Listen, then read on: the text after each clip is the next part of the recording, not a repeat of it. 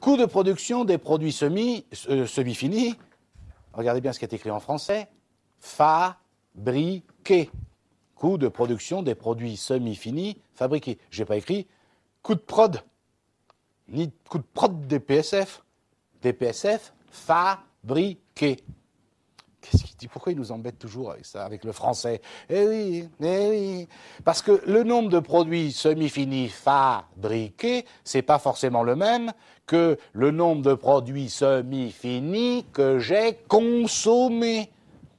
Oui, la différence étant les stocks. D'accord? Donc, c'est égal à quoi un coût de production des produits semi-finis? Ici, il y en a deux, PSF1, PSF2, quantité, prix unitaire, total. Très bien. Regardez, je vous mets ici l'exemple qui est toujours vrai. Alors, évidemment, il y a des moments où on ne le remplit pas, parce qu'il n'y en a pas, mais je vous donne évidemment l'exemple qui est toujours vrai. Là aussi, on le verra dans les détails plus tard. Je dois mettre au départ les encours initiaux de produits semi-finis. Les produits en cours de produits semi-finis. D'accord? Ça, vous ne pouvez pas l'inventer, puisque les coûts de production des encours de produits finis, c'est ceux qui viennent du mois de décembre. Donc, ça, soit il y en a, soit il n'y en a pas. S'il y en a, on vous le donne dans l'énoncé. Est-ce que vous êtes d'accord? Donc, coûts de production, encours initiaux de produits semi-finis, d'accord? D'accord. Je passe directement à la dernière. Moins les encours finaux de produits semi-finis. Moins, on verra ça en détail. Sachez que c'est moins les encours initiaux, moins les encours finaux. Je vous expliquerai ça plus tard. Confère l'énoncé s'il y en a, ou, et là je sens qu'il va y avoir des pleurs et des grincements dedans, ou il faudra les calculer. Ça fera partie ça fera l'objet d'un de mes cours. Calculer le coût de production des produits en cours. Donc soit on vous le donne, soit il faut le calculer, soit il n'y en a pas. C'est comme ça. Mais ensuite, j'espère que vous allez comprendre la logique. Ensuite, qu'est-ce que je vais mettre pour le coût de production des produits semi-finis? Eh bien, plus le coût des matières à consommer dans l'atelier où sont fabriqués les produits semi-finis. Oui, j'ai l'organigramme sous les yeux. Les produits semi-finis, ici, les 1 et les 2, ils sortent de l'atelier 1. Mais pour avoir le coût de ce qui sort de l'atelier 1, qu'est-ce que je vais mettre en premier? La logique. Ce qui rentre dans l'atelier 1 pour fabriquer les produits semi-finis, c'est-à-dire le coût des matières A consommées. Dites-moi, le coût des matières A consommées et matières B consommées, où est-ce que je vais le trouver, ça? Dans la fiche de stock de la matière A, de la matière B que j'ai faite tout à l'heure. À quel endroit dans la fiche de stock? Ah non, pas à la fin, pas dans le stock final. Sur la ligne sortie. Eh oui. Ben oui, vous comprenez, dans la fiche de stock, on a dit tout à l'heure, la ligne sortie de la fiche de stock des matières A et B, ça veut dire ce que j'ai sorti, consommé comme matière A et B dans l'atelier 1. Mais dans l'atelier 1, pour quoi faire? Pour faire les produits semi-finis. D'accord? Vous voyez, la logique du raisonnement, d'accord? Ça se fait étape par étape. Donc, coût des matières A consommées dans l'atelier où sont fabriqués les produits semi-finis, plus le coût des matières B consommées, bien entendu, et bien entendu, c'est logique, plus les charges directes et plus les charges indirectes, comme j'ai l'organigramme, de l'atelier 1, bien entendu, puisque c'est dans l'atelier 1 que l'on fabrique les produits semi-finis. Est-ce que c'est d'accord? OK? Et pour avoir ces charges directes ou indirectes, pour les charges directes, confère l'énoncé. Pour les charges indirectes, confère le tableau de répartition qu'on aurait fait auparavant, ou ici, confère l'énoncé, comme c'est écrit dans l'énoncé avec les renvois nécessaires. D'accord? Et enfin, donc du coup, la ligne totale, coût de production des PSF fabriqués, j'ai bien dit fabriqués, donc dans la colonne totale, je vais bien voir dans l'énoncé combien j'ai fabriqué de produits semi-finis. Et bien sûr, ce n'est pas comme ici 1000 qui serait le total de ce qui apparaît dans la colonne quantité. On ne peut pas mélanger encore une fois des carottes, des navets pour faire un pot-au-feu. D'accord? Donc l'énoncé me dit quelque part, j'ai fabriqué pendant le mois de janvier 1800 PSF1 et à côté 1500 PSF2 pendant le mois de janvier. Pour un total de temps, donc en coût unitaire, par exemple, pour les PSF1, ça a coûté 219,03. Ça va, vous comprenez? D'accord? Ensuite, qu'est-ce qu'on doit faire? Toujours la même chose, puisque dans cet exemple, les produit semi-fini 1 et produit semi-fini 2 sont stockés, je dois faire la fiche de stock des produits semi-fini 1, produits semi-fini 2. On est d'accord? Vous remarquez que la fiche de stock copier-coller de ce qu'on a fait tout à l'heure pour les matières. Pour chacun des éléments, quantité prix unitaire totale et une ligne stock initial, entrée, disponible, sortie, stock final théorique, différence d'inventaire, stock final réel. Le stock initial, je ne peux pas l'inventer. Confère l'énoncé, tout le monde est d'accord avec cela? Ensuite, les entrées, ça y est, vous avez compris maintenant? Qu'est-ce que je fais les entrées? Copier, coller la ligne, la dernière ligne du coût de production que je viens de calculer. Puisque si c'est rentré en stock, Lydie, si c'est rentré en stock, c'est que ça a été fabriqué. Regardons juste la page d'avant, à quel coût on les a fabriqués pendant le mois. Donc par exemple, vous pouvez regarder tous que pour les PSF1, sur la ligne entrée, j'ai bien mis 1800 pour un total de 394 246, soit un CUMP de 217,56 quand je l'arrondis au centime le plus proche. Ce CUMP me sert à quoi? À valoriser les sorties. D'accord? Sur la ligne sortie, j'ai mis 1800. Vous me suivez? Je ne l'ai pas inventé. 1800, je ne peux pas l'inventer. C'est dans l'énoncé. Ne vous inquiétez pas, il y a un renvoi petit c qui l'explique. Le petit c confère le renvoi 3 de l'énoncé qui me dit que il est sorti pendant le mois de janvier, j'ai consommé, vous vous souvenez, pendant le mois de janvier, 1800 PSF1 et 1500 PSF2. Donc le stock final théorique, remarquez encore une fois que je n'ai pas mis de prix unitaire, encore une fois. D'accord? Ça va? Et encore une fois, les différences d'inventaire, etc., ça on le réglera dans un cours spécifique. Après, ça y est, ça va de plus en plus vite parce qu'après, c'est toujours la même méthode, c'est toujours la même méthodologie. Une fois qu'on a compris ça, après, ça y va. Après, le coût de production des produits finis fabriqués. Le coût de production des produits finis fabriqués. Je fabrique deux produits, PF1, PF2, quantité prix unitaire total, et qu'est-ce que je mets à l'intérieur quand j'ai l'organigramme sous les yeux? Regardez bien l'organigramme, qu'il y en a au moins un pour deux. Sinon, vous ne pouvez pas. Voilà, au moins, voilà, un pour deux. Parce que sinon, comme par hasard, voilà, regardez bien. Qu'est-ce que je mets à l'intérieur? Ça y est, bien vu, Laura. Vous avez vu que si vous n'aviez pas l'organigramme, moi, je vous parie mon billet que vous auriez oublié les fournitures. J'en suis sûr, je vous connais. Les bacs plus 12, je vous connais, c'est sûr. Encore une fois, rappelez-vous ce que je vous ai dit, c'est pas que vous soyez bête, c'est que humainement c'est normal. Vous imaginez que dans certains exercices, pour en arriver là, vous aurez 3 heures de boulot déjà. Donc si vous n'avez pas l'organigramme sous les yeux, même s'il n'est pas demandé dans l'énoncé de le présenter, vous allez oublier, c'est sûr. D'accord? Donc quand on l'a sous les yeux, on sait de quoi on parle. Donc la logique, c'est un coût de production, rappelez-vous, en cours initiaux, moins en cours finaux. Mais attention, pas les mêmes que tout à l'heure. En cours initiaux, moins en cours finaux, ici, deux produits finis. Tout à l'heure, c'était en cours initiaux, moins en cours finaux, mais deux produits semi-finis. D'accord? Et ça, vous ne pouvez pas les inventer pour l'instant. On vous les donnera, il n'y en a pas. Et après, coût des fournitures consommées dans l'atelier où sont fabriqués les produits finis. J'ai l'organigramme sous les yeux, c'est les fournitures. Et où je vais trouver cette information? La rubrique sortie de la fiche de stock des fournitures que nous avions fait tout à l'heure. Est-ce qu'on est d'accord? Alors, vous vous souvenez, ici, il n'y avait pas de quantité ni de prix unitaire, c'était en euros directement, 20 000, 10 000. Donc, 20 000, 10 000. Et après, coût de production des PSF utilisés, consommés pour fabriquer les produits finis. Oui, j'ai l'organigramme. Je vois bien que dans l'atelier 2, pour faire les produits finis 1 et 2, il rentre bien des PSF1 et des PSF2. Donc, il faut bien que je l'intègre. Où je vais chercher cette information? De la fiche de stock des produits semi-finis que je viens de faire. Et où dans cette fiche de stock? Dans la rubrique sortie, copier-coller. Est-ce que vous comprenez qu'avec Excel, l'avantage, et comme ça se construit au fur et à mesure. Le problème, c'est que le jour de l'examen, vous prenez vos petits doigts boudinés et vous le ferez à la main. D'accord? Donc, ensuite, les frais directs et les frais indirects. Pour faire les produits finis 1, produits finis 2, c'est quels frais directs et indirects? Les frais directs et indirects de l'atelier 2, pas de n'importe quel atelier. Ah, mais c'est pour ça qu'il faut l'organiser. Eh oui. D'accord? Logique, imparable. Et maintenant, regardez bien. PF1, PF2, regardez bien. Vous avez froid, Laura, je diminuerai la clim tout à l'heure.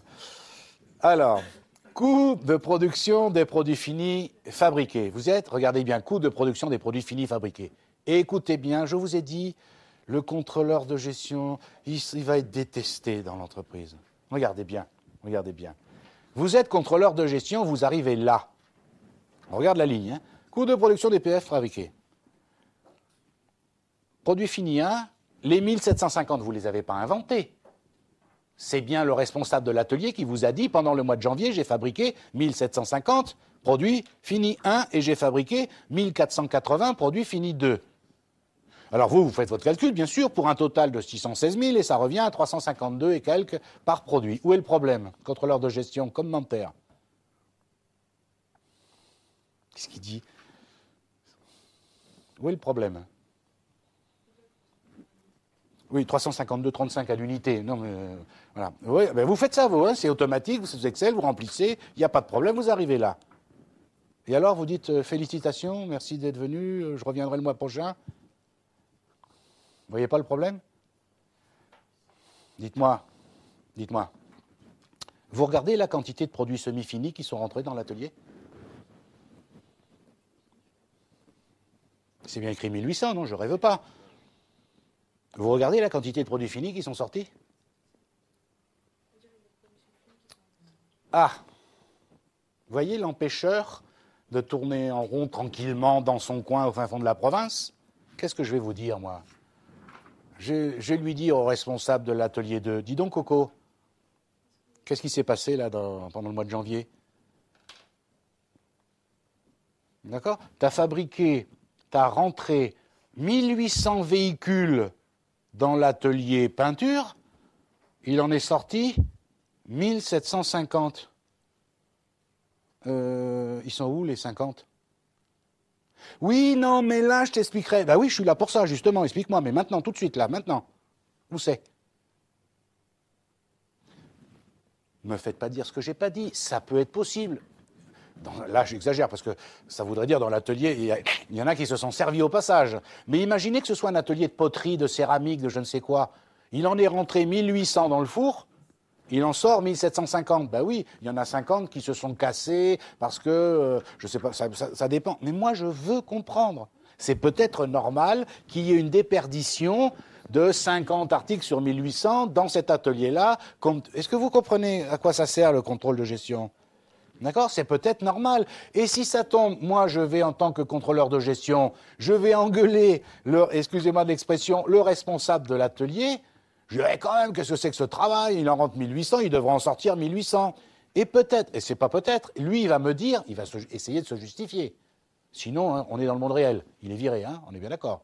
Ah bon, bah oui, d'accord, ok. Donc il va peut-être se justifier. Et c'est là où il va me dire, d'expérience, je peux vous dire que ça arrive ce genre de choses assez souvent.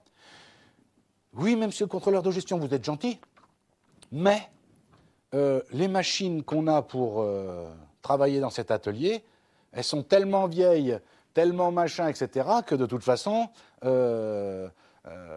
ça casse, enfin, vous voyez, ce genre de choses. Il y a peut-être des vraies raisons objectives. Et dans ce cas-là, donc en clair, il n'est pas viré tout de suite, d'accord?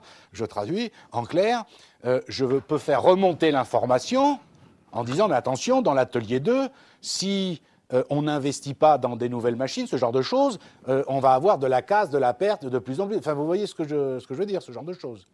Donc vous voyez, contrôleur de gestion, c'est pas le même boulot, vous comprenez bien, qu'un comptable, qu'un fiscaliste ou qu'un financier. Vous voyez, le fiscaliste, ça, il ne le voit pas, le comptable, ça, il ne le voit pas, et le financier, ça, il ne le voit pas, c'est pas vrai. Donc vous voyez, c'est pas le même boulot, c'est complémentaire avec le reste, mais là, vous voyez des choses que personne ne voit. D'accord? Et là, vous voyez, et alors, vous verrez l'intérêt, enfin l'intérêt ou l'enfer, quand on commencera à bosser sur les écarts entre le nombre d'heures que les gars doivent passer dans tel atelier, etc., alors que, enfin, vous voyez, on voit tout de suite des dérapages qui se sont passés. 1750 PF1 qui ont été fabriqués sur la période, 1480 PF2. Qu'est-ce qu'on fait ensuite? On a l'organigramme. Là, on vient de calculer ce qui sort de l'atelier 3 pour rentrer dans quoi? dans la fiche de stock. Donc, on fait les fiches de stock de PF1 et PF2. Donc, là, du coup, on va très vite. Hein, c'est toujours le même sketch. Stock initial qu'en faire l'énoncé. Les entrées, ben, on vient de les calculer à la seconde. Copier-coller. Le disponible avec le CUMP, qui sert à quoi? À valoriser les sorties de la fiche de stock. D'accord? 351,83 pour les PF1. Les sorties, hop, roule, ça marche. Les quantités sorties, je ne peux pas les inventer, on me l'a donné, ça aussi. D'accord? Donc 2000 pour l'un, 1750 pour l'autre. Tac, tac, tac, tac, tac, tac, aucun souci. D'accord? Ensuite, qu'est-ce que je dois faire? Le coût de revient et le résultat analytique. Alors, le coût de revient et le résultat analytique, on le présente dans un même bloc, en général, pas séparé, vous allez voir. Vous voyez, il y a d'abord une ligne en gras, hein, coût de revient, le total grand A. Après, je mets le chiffre d'affaires, le total grand B. Et après, je mets le résultat analytique, qui est bien égal au chiffre d'affaires, moins le coût de revient. Et j'aime bien présenter moi comme ça, par produit, puis après, je fais le total. D'accord? Alors, on y va. C'est égal à quoi un coût de revient? Des produits vendus. Allô, la station? Un coût de revient des produits vendus, pas des produits fabriqués. Oui, parce qu'encore une fois, ça y est, vous avez compris, je peux vendre un nombre différent de produits que ceux que j'ai fabriqués. Je calcule bien le résultat, le coût de revient et le résultat sur ce que j'ai vendu. Donc, la première ligne d'un coût de revient, c'est le coût de production des produits finis vendus. D'où je le sors? De la rubrique sortie, de la fiche de stock que je viens de calculer juste avant. Ça y est, vous commencez à voir au fur et à mesure? Plus, alors, en général, en général c'est comme ça, plus les charges directes et indirectes de distribution ou de vente, s'il y en a, et plus les charges directes et indirectes, alors, d'administration ou de frais de siège. Alors, entendez bien, je suis en train de vous dire que très souvent, les frais d'administration, de succursale, de siège, etc., vous voyez, ça ne rentre pas ni dans le coût d'achat, ni dans le coût de production, mais on les met au niveau du coût de revient. Et il peut y avoir des charges directes et indirectes d'administration, frais de siège, frais de structure. D'accord? On est d'accord sur le principe? Alors ici, j'en ai pas mis, dans l'énoncé, il n'y en avait pas, hein? D'accord? Mais il y aurait pu y en avoir. Je vous le mets, moi, la procédure, comme si, pour que ça marche tout le temps. D'accord? Je le mets, je l'écris comme ça. S'il y en a, je vais le chercher dans l'énoncé. Ce que vous avez fait, vous avez été chercher dans l'énoncé pour voir s'il n'y en avait pas. Ben, il n'y en a pas, il n'y en a pas. Mais il y aurait pu y en avoir, des directs et des indirects. Donc je fais mon coût de revient des produits finis vendus, pas de problème. Je fais mon chiffre d'affaires, d'accord?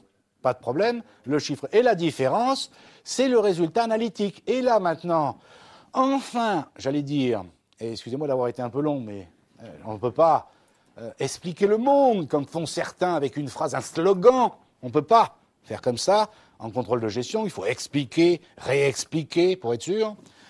Regardez bien maintenant. Quand on regarde le résultat analytique, je vous signale que là, ça change tout. Je vous rappelle qu'en comptabilité générale, qu'est-ce qui serait apparu dans les comptes? Que l'entreprise fait un bénéfice de 84 920 €. Ah oui, les produits moins les charges, 84 920 €. C'est ce qui sera apparu en comptabilité générale. D'accord?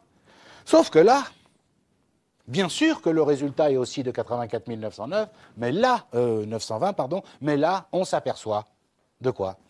On s'aperçoit qu'attention, les produits PF1, on perd de l'argent, par contre, on en gagne sur les produits PF2. On verra que ce que je vais dire, dans la réalité, ça va être un tout petit peu plus compliqué, mais pour faire simple, ça veut dire en français, vous vous rendez compte, plus je vends de produits PF1, plus je vais perdre d'argent. Alors, on verra qu'avec les autres techniques, on pourra répondre très précisément à ça, mais c'est possible que plus, selon la structure des charges, je ne rentre pas dans les détails, on verra l'histoire de la séparation des charges variables, des charges fixes, etc. Mais en tout cas, c'est possible que plus on vend de produits PF1, plus on perde d'argent. La compta gênée ne peut pas répondre à cette question, ce n'est pas son job. La finance ne vous le dira pas non plus. Et la fiscalité non plus. Nous, en contrôle de gestion, on va pouvoir le déterminer. Et donc, là, vous comprenez qu'après, ça c'est quatrième effet qui se coule, dernière étape du boulot du contrôleur de gestion, trouver des solutions pour que on gagne de l'argent partout. D'accord? Bien sûr. Donc, résultat analytique total, bien entendu. Alors, et pour terminer, juste que je revienne sur un cas qu'on verra la prochaine fois, mais juste pour vous dire que je vous montrerai un cas où je prendrai le même exemple, mais les produits semi-finis 1 et produits semi-finis 2 ne seront pas stockés. Puisqu'ils ne sont pas stockés, je n'ai pas besoin de m'arrêter à leur coût de production. J'irai directement au coût de production et coût des produits finis. Et ça sera égal à quoi, le coût de production des produits finis? Ben, la somme de tout ce qu'il y a avant, tout simplement. Ça arrive dans les énoncés, dans la réalité, assez souvent. D'accord? Je vous remercie de votre attention. À bientôt pour un prochain cours. Merci, au revoir.